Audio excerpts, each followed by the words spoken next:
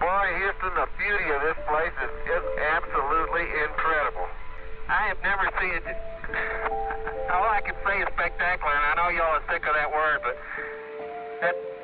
my vocabulary is so limited. The obvious next step after Apollo was to send people to Mars. And we didn't send anyone after that to the moon or Mars or anything. If you'd asked people in 1969, what would 2013 look like? They would have said, there'll be a base on the moon. We would have at least sent some people to Mars. A groundbreaking discovery could mean future human colonies on Mars are possible. Scientists say a huge lake of salty water appears to be buried beneath the surface of the red planet. Many scientists hope the discovery means Mars has other hidden bodies of water. So there's oceans of water. I mean, the topsoil is full of water on Mars. Water is hydrogen and oxygen. Oxygen to breathe, hydrogen and oxygen makes fuel. So that's a huge resource. Mars was once a warm and wet planet. It had liquid water on its surface for more than 1 billion years. So if the theory is correct that life is a natural development from chemistry, life should have appeared on Mars even if it subsequently went extinct. And if we can go to Mars and find fossils of past life, we'll have proven the development of life is a general phenomenon in the universe. Creating a self-sustaining civilization on Mars would be the greatest adventure ever in human history. Right now, you cannot go to Mars for infinite money.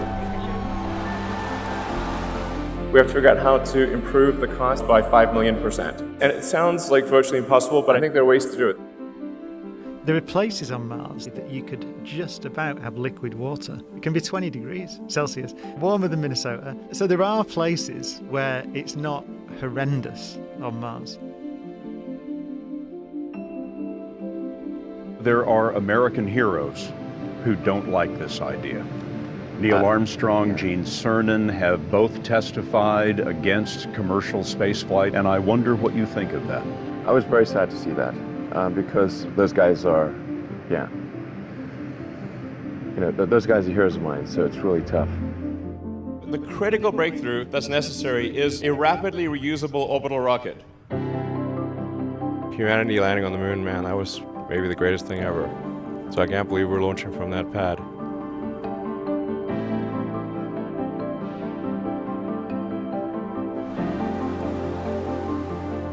The Holy Grail is 100% affordable reusability, where you don't have to spend like $1 gazillion refurbishing it. We will get that Holy Grail with this Starship that we're working on now. The Raptor engine will be the highest thrust-to-weight engine, we believe, of any engine of any kind ever made.